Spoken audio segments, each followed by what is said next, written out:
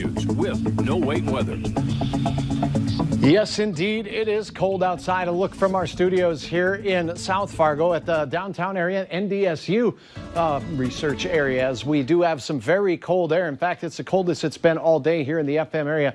Latest look over at Hector has us at 0 degrees, feeling like 10 below, even with a very light wind and only 5 miles per hour. 3 above the temperature in Moorhead, and we are either a couple of degrees either side of 0 right now as we head into the overnight hours. 1 below for Baudette and Thief River Falls this hour. 2 below in Valley City, while it is 5 above in Devil's Lake right now. In Detroit Lakes, you are also at 5. Here's a look at the wind chills. They're anywhere from around -5 to -15 degrees. Bundle up out there. We don't have a whole lot of wind out there, but this cold pool of air really heading south. You'll notice Frisco is freezing. San Antonio not far behind them in the 30s right now. So the cold pool of air has dove right through the northern plains into the central plains for tonight. And that's kicking off snow showers as far south as central Texas. And that wraps all the way back up along the Atlantic seaboard in the Ohio River Valley. For us, we're very quiet this evening. Clear skies, very light winds. With the fresh flakes of snow on the ground, even though there isn't that many of them, that's a pretty good combination for some fast cooling. And that's what's going to happen between now and, say, just after midnight. Many of us will see temperatures fall below 0.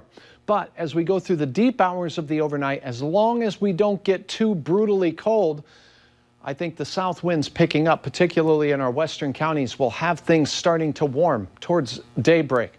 Not hot. In fact, cold and even more wind chilly thanks to those winds. But temperatures will be very close to 0 to 5 above for most of us to start your Tuesday morning.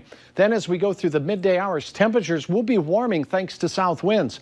We'll be in the teens to around 20 degrees for your lunch hour. And you think, wow, that sounds a lot warmer than it is right now, Hutch. 20 degrees warmer. But you know what? With these winds gusting to 30 or 35 miles per hour, it's going to feel very miserable outside. It's going to be wind chilly. We won't see much sun in the afternoon. As we head into the latter portion of the day, the wind continues to gust out of the south as temperatures rise into the 20s for many of us. So brutally cold and windy on top of it for tomorrow. Even though the thermometer will be going in the right direction by tomorrow night, there's going to be a chance of snow developing.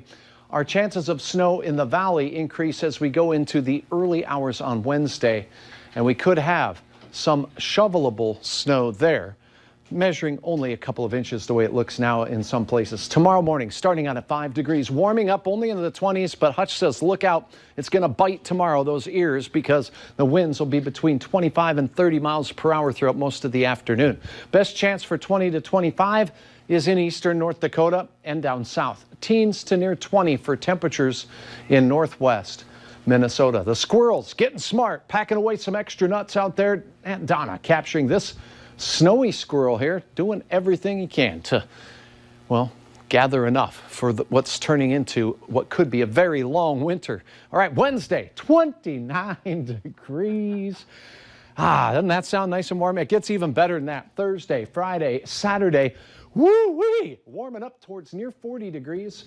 All in all, the Wednesday snow could add up to a little bit on the sidewalks out there, an inch or two. We'll keep you posted on that. Sympathizing with that squirrel, aren't we? Yeah, of course.